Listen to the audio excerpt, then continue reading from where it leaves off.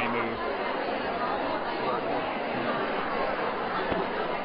They want all of us back here. I can be up there in the corner out of the way. So.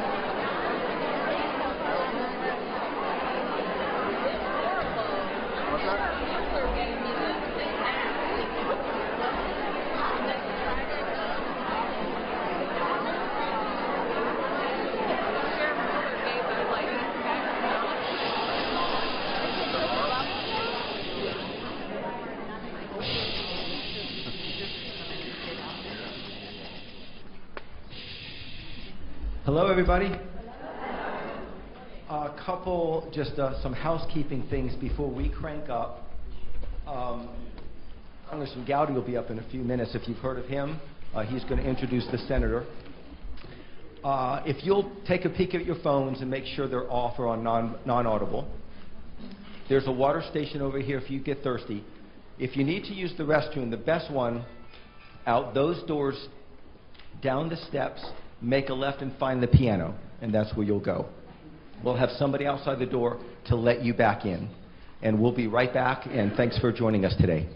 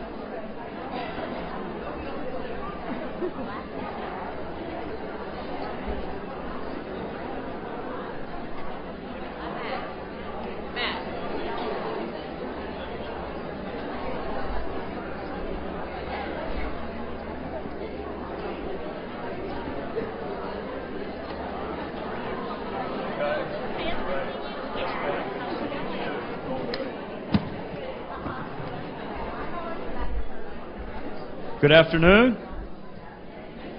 Thank you, everybody, for thank you. Thank you all. We are lucky in South Carolina to have two really good senators and two consequential senators, both of whom are here today. I'm going to introduce Tim, but Senator Graham, number one, thank you for getting a later tea time and being with us today.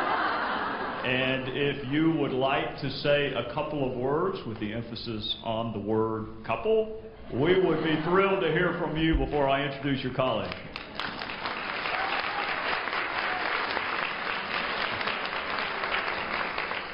Thank you.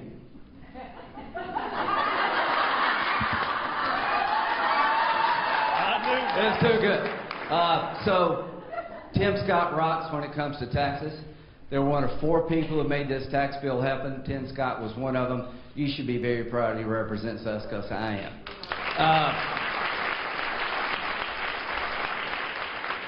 Trey's the smartest guy in Washington. That ain't saying much, but he is. So, on behalf of all of us, thank you for trying to be fair and determined to get to the bottom of things that need to be gotten to the bottom of. To the ladies in the room, the Republican Party is going to grow, and we're going to grow because you're going to make us grow. The future of this country's conservative movement is in the hands of women and young people. Speaking of women, Ivanka is really a classy lady who gives her father very good advice, who shaped this tax bill, and we're lucky to have her representing us in Washington, D.C. So I want to thank you very, very much for all you've done for the Republican Party, for me, and these tax cuts are going to help a lot of people, but the people they're going to help the most is some young mom out there, single mother, trying to raise a couple of kids. She's going to have more money and more hope. God bless you all.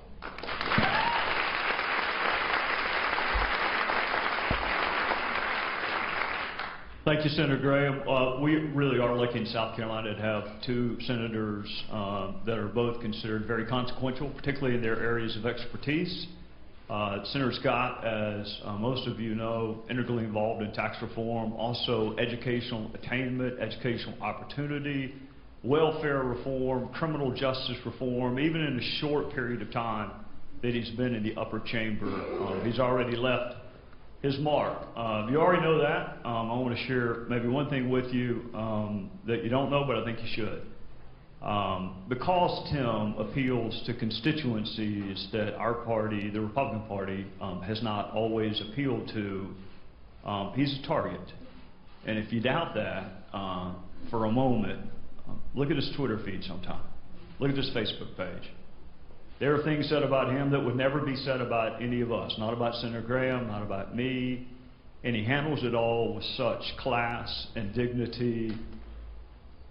That's Washington, that's social media. This is the upstate of South Carolina. And if there's any place that should make him feel welcome, it should be here. So I want you to help me welcome not only someone that I'm really proud to say is my senator, but also, quite candidly, the best person that I know in politics. And oh, by the way, he's also single. Please help me welcome the great Senator Tim Scott.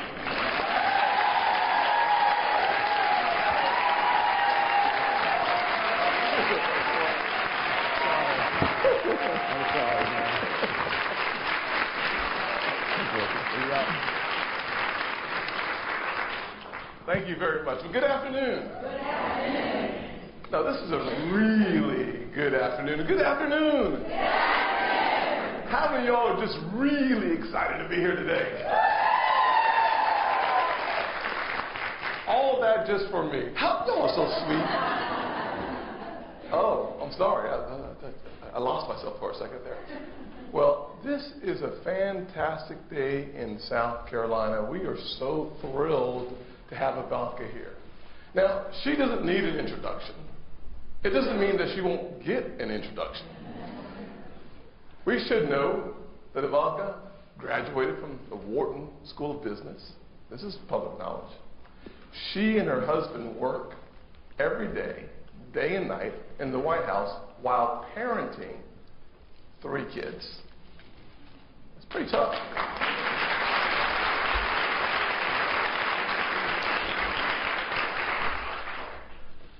She may have written 2 best-selling books as well. She's run an international business But her impact on the country is not because of her business prowess or educational background. Certainly, being a mother of 3 kids and having a real-life perspective on the challenges, the hurdles, and the frank difficulty of raising kids and working. Powerful part. But I learned about her ability to change this country when I was in the airport, working on tax reform, talking to folks, and Ivanka calls in, we're having this conversation, and I tell Ivanka, which was the truth at the time, that getting to $2,000 for the child tax credit was an impossibility. We were stuck at $1,650, Trey, and it wasn't going any higher. So I wanted to give her the bad news immediately. And she said, well, Tim, go back to work. She took a step forward. And if you know anything about getting things done in Washington, it takes a strong backbone. Ivanka has a strong, powerful backbone that helped us get to $2,000 on the child tax credit and raise it from $1,000 in refundability to $1,400. Please help me welcome Ivanka Trump.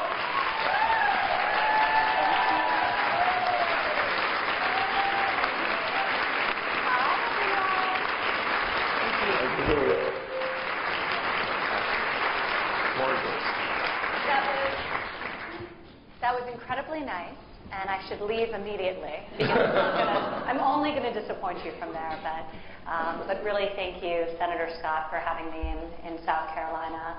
It is always a pleasure to be here, and especially today. I was telling some of your friends backstage and some of the leaders in government and the local business community that on the way from the airport, our flight miraculously came in early, which almost never happens. So we stopped at a little coffee joint called Coffee Underground. Does anyone here know this? It was great.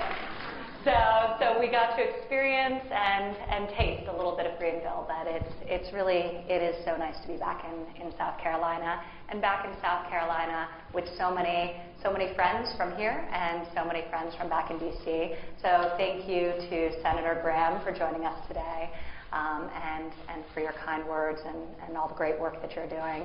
Thank you, Congressman Gowdy. It's a pleasure to see you here as well. And our First Lady of South Carolina, McMaster, thank you for being here also. And all elected representatives who are in this room, many of whom I met. South Carolina as being very well represented, both here in the state and back in D.C.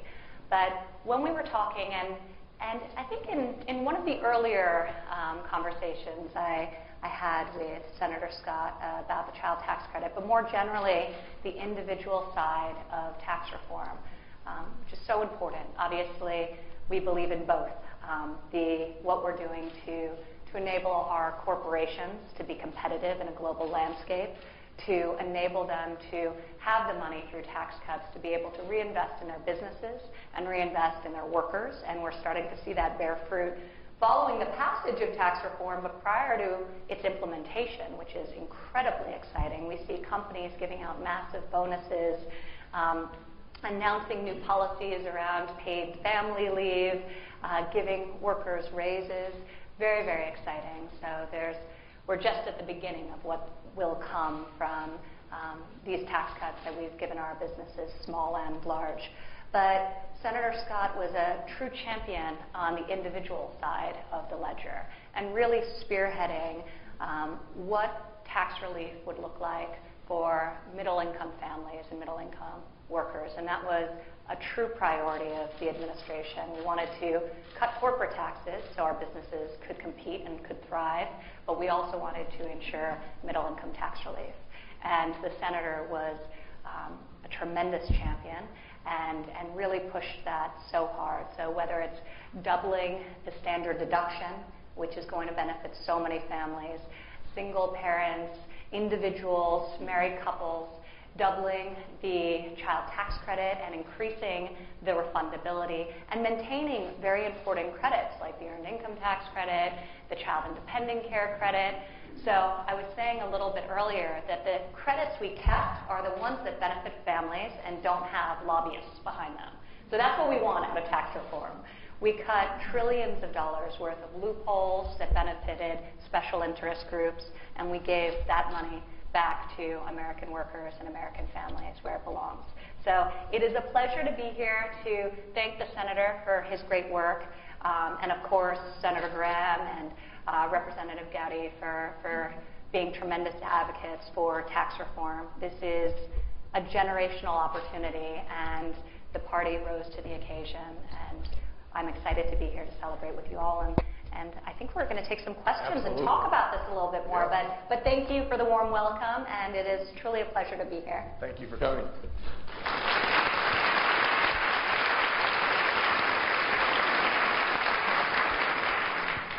Just so everyone will appreciate the rules of the road, so to speak, this is one of the ways that we do this is by having folks who signed up to attend submit questions shortly after they signed up. So the questions that we're going to ask are the questions that were submitted by the audience, and hopefully, even though we have pre-registration, the folks who are here and who ask questions are actually in the room. I will say one thing about this wonderful sign behind me, the Francis Scott Women in Leadership series. This is the second in this series. Francis Scott is my mother, who's still with us, thank God. She was a single mother who raised 2 boys, and I think did a fabulous job with my brother. Became a command sergeant major in the Army. He's done very well serving our nation for 32 years. I was a troubled child. I was a mischievous child. I was the one that was flunking out of high school, and she introduced me to the Southern apparatus called a switch. It's worked out okay. Trey has kept me in line in Congress, and Lindsay's helped me in the Senate, so this is fine. But one of the reasons why I named it the Francis Scott and Women in Leadership Conference is because my mother changed my life. So the first question is from Jennings.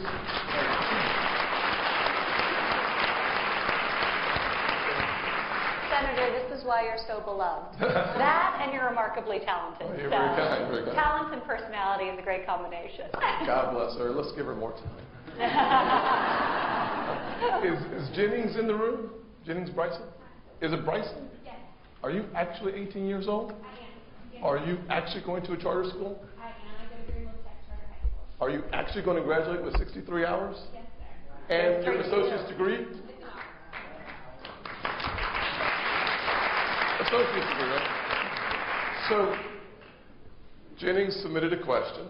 She said she was 18 years old, graduating in May from a charter school. She'll be graduating with 63 college hours, getting her high school diploma at the same time that she gets her associate's degree. She was interested to learn that you went to Wharton Business School. She wants to know if you have any business advice, and do you see any work on the federal level to encourage more high schools to adopt the concept of early college? Well, first of all, you don't need advice from anyone. You are way ahead of the game. When I was 18, I was not graduating with dual degrees. But what you've done is a model that we want to spread across this country. And it's an area that Senator Scott and I have actually, we were talking about it before today's event, and we've spoken about it many times.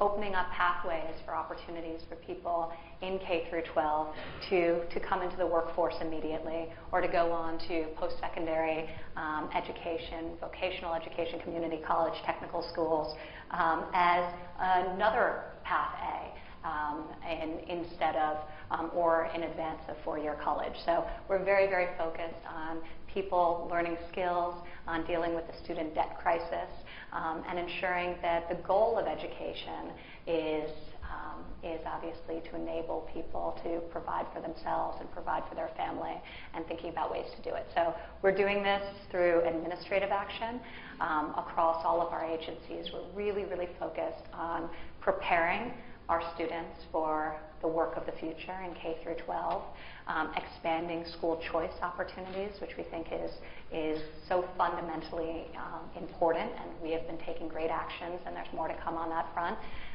Increasing opportunities for apprenticeship, because as a country we have not prioritized skills training and the skills trades in recent decades. So thinking about how we can ensure that there's no longer a mismatch of the skills being taught in our classrooms and the jobs that are available in the modern economy. There are actually 6 million vacant jobs today in America that are going unfilled that don't require a four-year college. So just some level of post-secondary education. But one of the things, just to loop it back to tax reform, and I think has been a little less heralded. People will start to realize how great it is, but this has been a major legislative expansion of school choice, because now a provision of the tax bill will enable, through 529s, up to $10,000 to actually be used towards primary and secondary education. So previously that was limited to college. So the ability to use that for programs such as the one you took and for primary and secondary education really empowers parents to be able to use those accounts at a younger age for their children and have school and really empower the school choice movement. But you are amazing. So I will be following you. And you should come visit us in Washington, because we need more young, bright, incredible females down there with us. So come visit us and say hi. Thanks.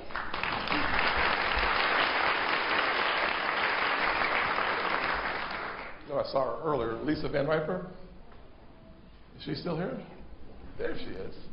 Thank you for being here, Lisa. Good to see you again. How's the family? Oh, sorry, I'll have a conversation. God bless you. Awesome, awesome. Thank you both for being here. Lisa's question is, can you talk a little bit more about the doubling of the child tax credit and the positive impact that will have on the average American family? Sure. Well, I love this question because I'm deeply passionate about this. And we did a lot of things. I mentioned the fact that we doubled it from where it is today at $1,000 to $2,000.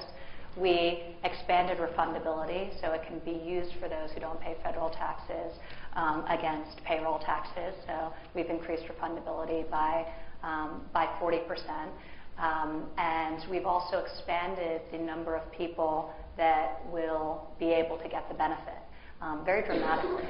So now for individuals making $200,000 and under, and for families making $400,000 and under. So really, it's an acknowledgement that all families need this extra benefit. Look, when you think about being a business owner, you can write off the capital expenses you put into your business. And actually, we are encouraging a lot more of that through tax reform. I think one of the strongest elements for business, in addition to the reduction of rates, is 100% expensing of capital investments, obviously encouraging businesses to reinvest in their business and increase their productivity. But parents don't get that same benefit. We don't get a credit for investing in our children's education or after-school classes, whether you're a stay-at-home parent and need a night off, or whether you're a working parent who is burdened by the enormous cost of childcare, which in much of this country is the single largest family expense. The cost of raising children has gone up exponentially, whereas wages until recently, and now they're starting to move, but until recently they had really stagnated. So the child tax credit is a way of, ensuring middle-income tax relief for so many families, and obviously when you have young children is when you need it the most, but it's a recognition of the modern realities of how hard it is and the enormous cost, and enables us as a country to recommit to and invest in our most important asset, and the next generation. So we're very proud of it. I will say there's another credit that was added in tax reform, which is also very important, which is the dependent care credit, which is $500 for adult dependents, because so many people, and disproportionately women, are leaving the workforce to provide unpaid care for children, but also for adult dependents and family members who rely upon them and need them. And that is an enormous emotional burden, but also an enormous financial one. So we recognize that, and there's a $500 adult dependent or dependent credit in tax code as well. Excellent. Thank you. All right. I'm going to make the senators start taking some of these, Speak of the devil. Next question. You're good. Is Diane Beagle? Are you here? How are you, ma'am? Good, how are you? Good to meet you for the first time. She actually has a question for the senator. Oh, look at that. Senator Scott, thank you for something, and leadership is something. One of the benefits of the new law is a more level playing field for U.S. companies to sell in a global economy. Can you talk about how that helps small businesses and families in South Carolina? Well, there's a couple of ways that I think it helps, Diane. First is taking our corporate tax rate from 35 to 21. When all the competitors around the globe have a net tax rate around 22.7%, it puts us from the worst tax code in the world to a very competitive position. So just imagine something going on sale and having an opportunity. I like sales myself. I saw you smile. Made me stand up. Where are we going next? So imagine us going around the world with our companies now in a competitive position that is to our liking. So one of the reasons why you're seeing companies, and I have a little list in my pocket of companies who've announced just this week more bonuses, more benefits for Americans throughout this country. Before this week, it was at 2 million people, 2 million employees receiving nearly more than $1 billion of one-time bonuses, and then companies have also started to increase the wages. Classic example, there was a political argument a few years ago over going to $9 an hour. The government forcing companies to go to $9 an hour. The truth is, today, companies like Walmart have already announced $11 an hour. McDonald's, Target, other companies over $10 an hour. And just this week, these are companies from just this week. Home Depot, 400,000 employees, more than $200 bonus, up to $1,000 bonus, plus giving money away to charities. Starbucks, the baristas. I worked one shift there. I got the coffee wrong so many times. They said, "Senator, seriously, sir, just watch from a distance." Well, those baristas around, you know it's true, right? Yeah. Pay raises, company stock, expanded benefits totaling $250 million for 170,000 employees. All that money coming home in South Carolina and around the country to provide more access to opportunities, more nights out. More nights out means more money spent. More money spent in the economy means the economy grows. And then if you take it to a global or international perspective, every time our companies grow here at home that are doing business somewhere else, the suppliers, the vendors, all expand as well. So the multiplier effect is typically, at least every big company that creates a job, typically here at home, it's a 2.5 times more jobs created because of that. So the long answer short is many more jobs, more margin in your paychecks, which means less stress and more peace, in addition to a far better economy. We're looking at this quarter, the economy growing over 2.5%, which was preceded by 3 and 3.3%. We haven't seen these numbers in more than a decade. So the sustained growth plus the one-time bonuses means we're looking at a lot of reasons to be optimistic about the power of this economy and this administration for the next 10 years. And I'll just follow up and say that the president is on the plane returning from Davos in Switzerland. We spoke to him backstage prior to coming on, and his message to the biggest companies in the world and their leaders who had assembled in Switzerland for this conference was, America is open for business. We are leveling the playing field. We did level the playing field. What we can do as a government is create a competitive environment. We're doing that through tax code. We are also doing that through deregulation and eliminating regulations that have stymied our companies, have stymied innovation and investment here in this country. So this combination of tax reform and deregulation has been so accretive, and we're seeing the growth.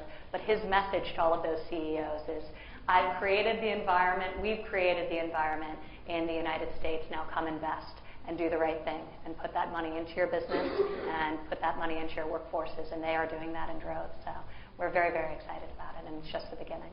Excellent. Is Doris Shelhorst or Tammy Hawkins in the audience? Both of you, please, both y'all stand up for a second. This is great. Thank y'all both for being here. Ivanka said the senator needs questions. Next two questions are to the senator. I'm going to suggest that. Where's the senator's mom? Because I've got some real questions. I told her to stay home because of that. Exactly. Smart man. She's actually at work. She doesn't listen to me very well, so this is good. These two young ladies have a very similar question. So I'm going to combine the questions together. Doris asked about my Investing in Opportunity Act and the role that community organizations like CDEs, CDFIs can play in launching those funds into communities.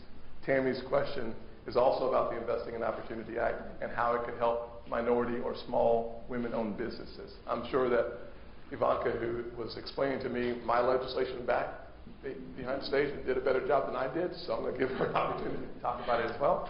I'm glad she's educated on this legislation. This was one of the bright spots from my perspective in the tax code, where I had an opportunity to have legislation that I've fought for the last 2 years be embedded in the tax code.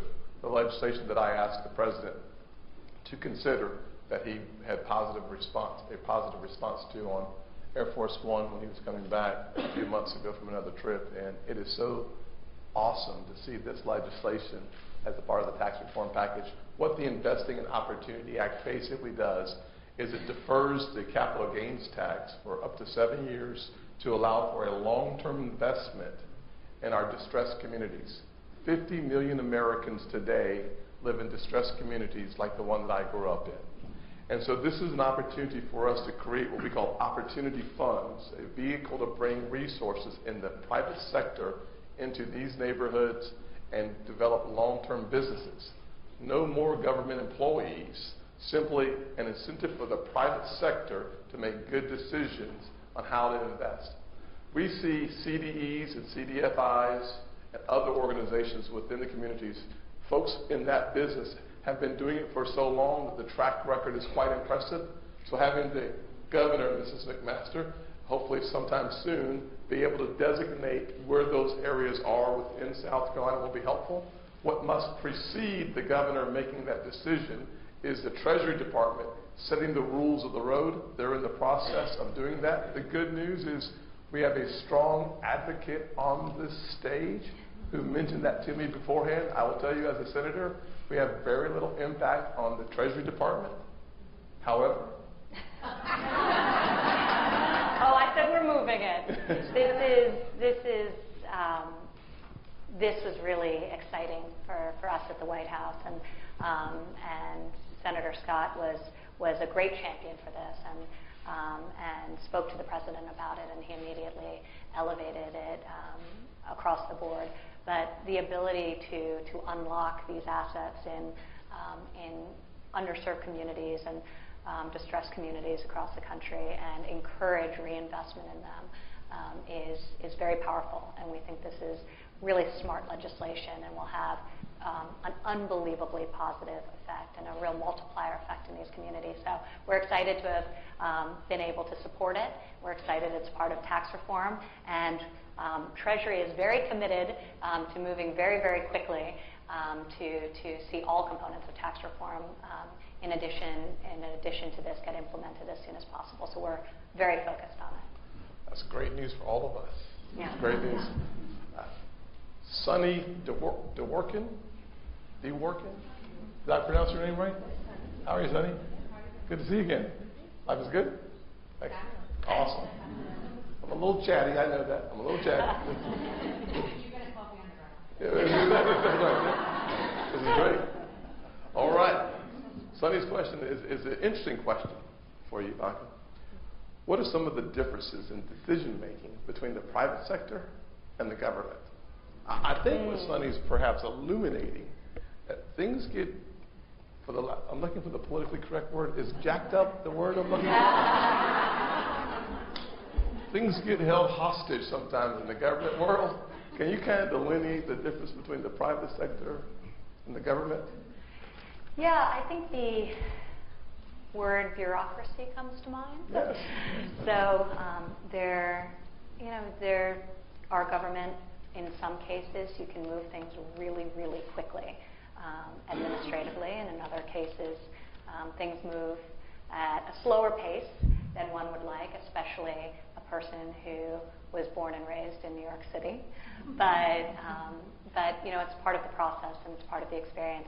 And I will say, the last 12 months for me has been the most remarkable of my life on so many levels. And I've learned so much, and I've come to appreciate how hard it is to do what the senators, congressmen do every day, and have a true appreciation for both the opportunities and the scale of them, and it's enormous. It's why people are so passionate, and I think become maybe increasingly so, or that has been the case in my personal experience about the enormity of the ability to impact positive change. Tax reform is one of the great examples because it touches everyone, and we're very proud to have been able to deliver something that will have a generational impact. But I think there are a lot of similarities as well. You have to work together. You have to develop real relationships based on trust. You can't get a deal done if people stick to talking points and don't engage in a substantive way with one another, and that's true in D.C. as well. And I think that's part of why this administration, under my father, the president's leadership, has and will continue to be so successful, because we're pragmatic. We want to get things done. We want to deliver on our promises to the American people and go above and beyond them. And we're all committed to doing exactly that. But it takes an open mind, and it takes a lot of hard work. And just like in business, there's no shortcutting the amount of hard work to get the end result you want. So most of it isn't in amazing moments like this. This is, I was saying to Senator Scott backstage, this is the celebration of something we're all so proud of. But most of the hard work is a little bit less glamorous and a whole lot less fun. But it's been an incredible learning experience for me, and I think for everyone. And I'm very proud of what has been accomplished in the last 12 months, and I know we're just getting started. So I think in retrospect, over the course of the next 4-8 years, we'll be incredibly proud of this administration. That's great. Thank you. Thank you.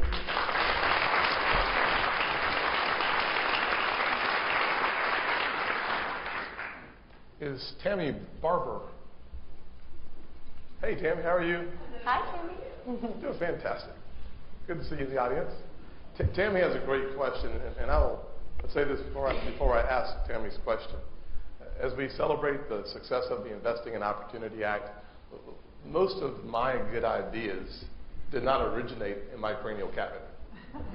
It was my ability to go around the state and sometimes around the country and hear really good ideas from other people, and then take those ideas and put them together, and then create a legislative vehicle for it to happen. And Tammy, your question reminds me of that. The Investing in Opportunity Act is in fact a result of not just something I was thinking about, but a collaborative effort from a lot of smart people doing really good work around the country. And the culmination of that was the success of the Investing in Opportunity Act. And what Tammy alludes to is that sometimes, present company excluded, I'm sure, sometimes getting a clear picture on the success of the tax reform is difficult to find in the newspapers or on TV. Can I get an amen? Hallelujah. We can do that now. Sound. Good. I dig it.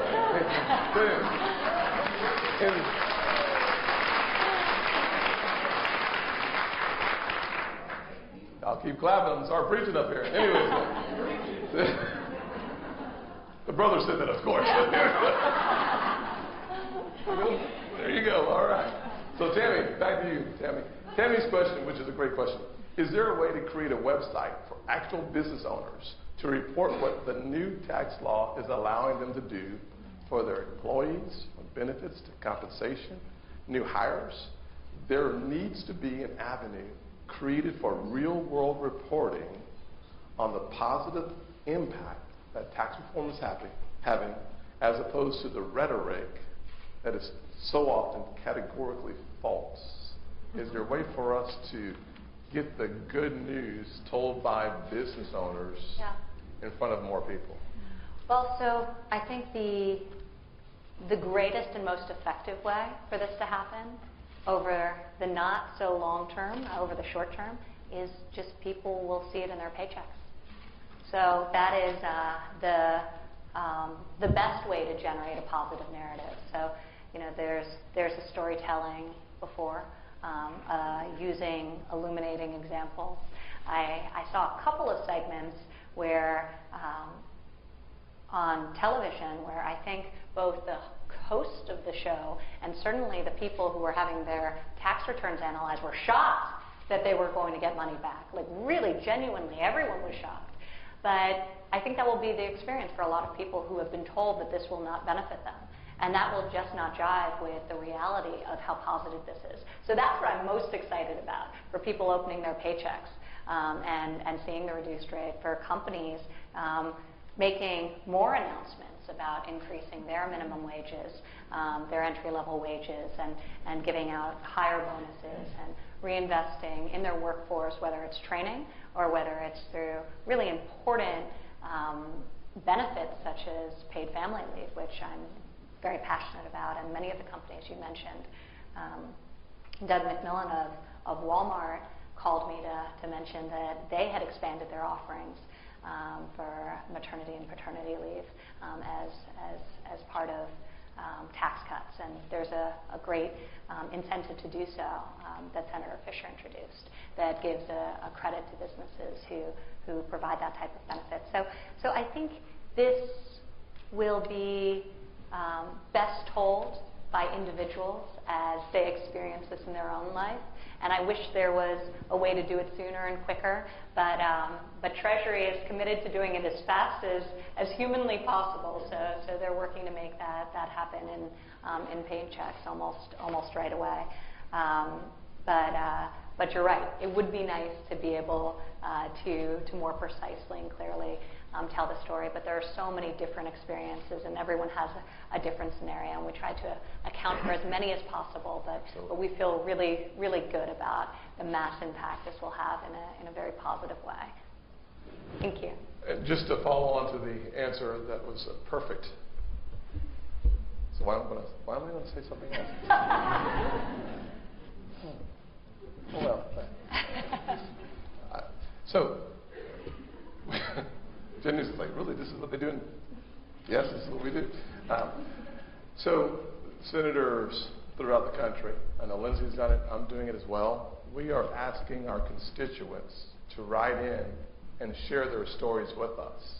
And one of the goals that I have is to go to the Senate floor either weekly or every other week and share specific stories from South Carolina employers on the good they're doing for their employees here at home, and then to take the same approach around the country so as to create our own echo chamber. The one thing, there are many things that the president has done really well, but one of the things I believe that he has done as a paradigm shift is his ability to communicate directly to his audience and to the audiences around the world and in our country. That is something that we're going to have to carpe diem, seize the opportunity this day and make sure that we do that. And one of the ways that we're doing that is sharing the stories. As a matter of fact, I'll do this next week on the floor of the Senate. There's a business owner in Greenwood, small business owner, because of the tax reform, he is giving to, I think it was 8 employees. I don't have all the facts in front of me right now, but somewhere between $40,000 and $50,000 of bonuses, increasing the pay to those employees, and looking for opportunities to expand their retirement options. In Goose Creek, South Carolina, a fellow has 7 employees, owns a battery company, and has decided to buy for their personal use and their business use 6 new trucks for their employees. He's giving them all a 5 or 8% raise. They're getting a one-time bonus of $1,000 or $700 in order for them to understand and appreciate that we're in this together. In Colombia, Nephron Pharmaceuticals. The same thing. So the truth is that when we start sharing these stories in mass, not only do we see the large companies, the AT&Ts, I think it was Wells Fargo said they were going to invest $400 million into charities, plus give their employees a $1,000 bonus. Comcast, very similar approach. Apple, they said they were going to invest before the tax reform $1.5 billion in America. Now they're paying a $38 billion tax, which is not a bad deal since they had a lot of their assets outside the country. Love you, Apple. Got the phone. But they're going to invest now $350 billion and create 20,000 jobs in America. So we need to do a really good job of telling the story at the top as well as in our real world and here at home in South Carolina. I'm so glad you said that, because it's true for every one of the Fortune 500 companies who has announced in recent weeks, and I mean Apple, these are extraordinary numbers that move the needle for so many in such a meaningful way. But the small business owners who don't have the communications team and don't have the wire services to let the administration and the world know about how tax cuts will benefit their business and their workforce, they're doing this. And these are real heroes, and this is, small business owners are the lifeblood of our economy. So it's amazing to have those stories highlighted as well, and we're hearing it every single day from these small business owners who are creating jobs and opportunity within their communities. So yes, share these stories with us and share them with each other. It is great news for our state. I'm very, very proud to represent South Carolina. Our employees and our employers are just doing fantastic work. It's about 1:10, so we have about 4 questions left, so we'll be able to get through the questions that we have, and I have 2 more questions if I can get to them. I say that to say this, that at 1:30, we'll be finishing up. At 2:30, she'll be flying out. So we're keeping it as tight as possible, but she definitely will be flying out of here when we get close to the end. Again, New York efficiency. Yes. But next time, I want to come back and stay a little bit longer. Well, we are glad you're here with now. The kids. We're glad you're here now. With Jared. Absolutely. Do you ever travel and have one of these moments where you don't want to see it by yourself? You want to come back with your family? So I look forward to doing that. Well, there's no better place to come than Greenville, South Carolina.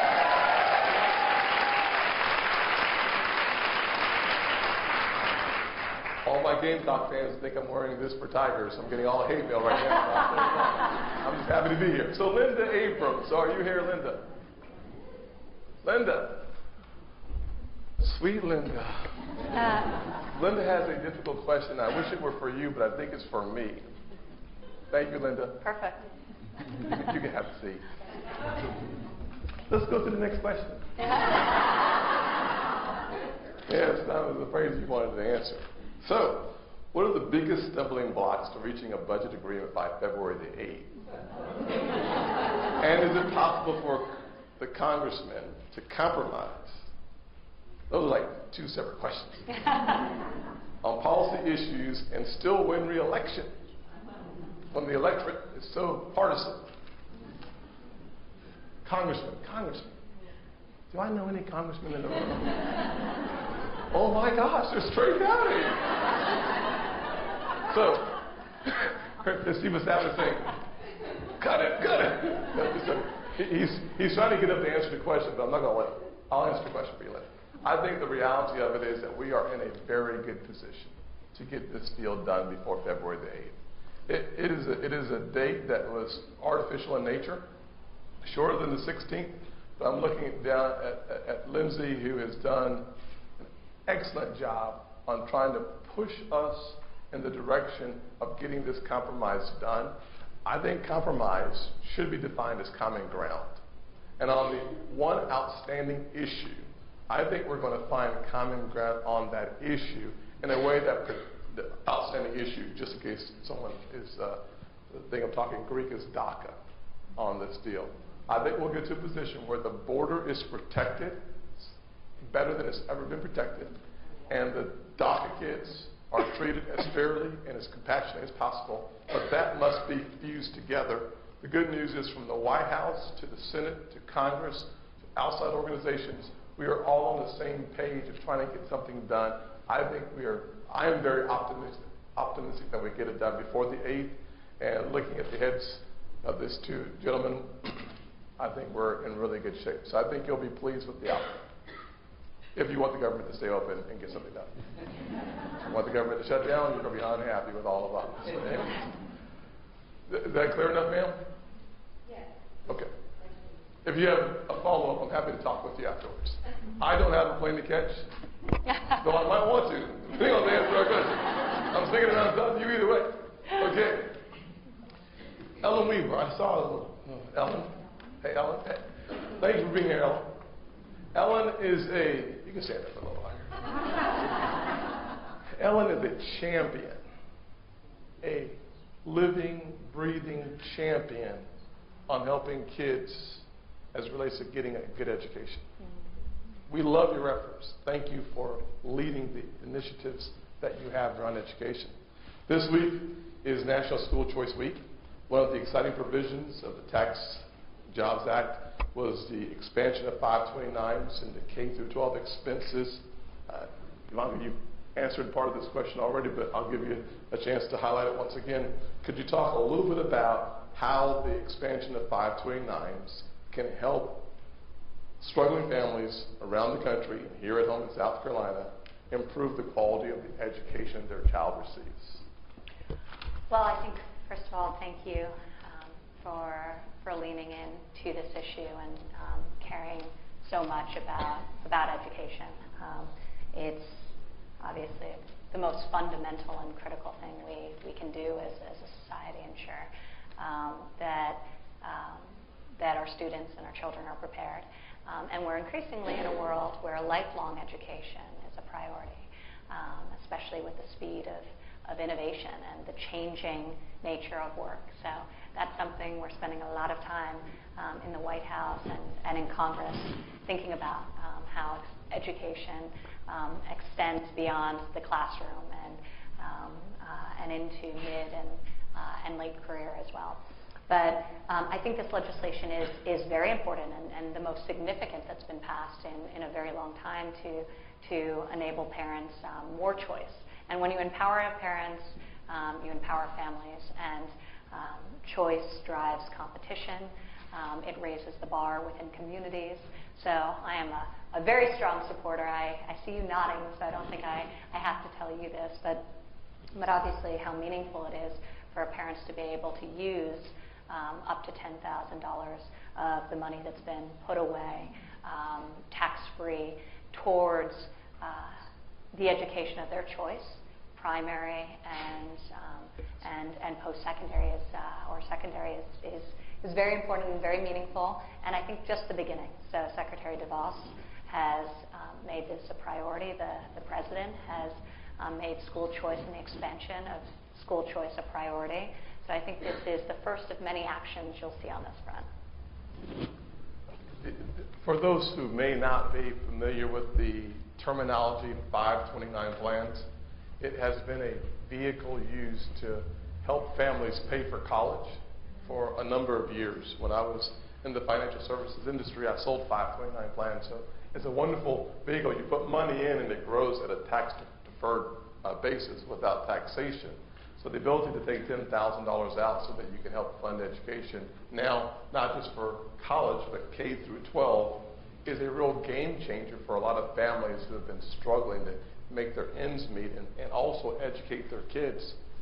This is a fantastic revolutionary opportunity for kids. I believe Ted Cruz in the Senate was the lead sponsor on this legislation that made it into the package. So good news is more families here at home will be able to afford educational choices for their kids. And that doesn't matter whether you're in a charter school where there are expenses, or a private school, or whether you homeschool. South Carolina has a large population of homeschoolers. So this will benefit all categories as I understand the legislation. Pam Batson. Hey Pam, how are you? Hi. You doing well today? I'm doing well. Excellent, glad to hear that.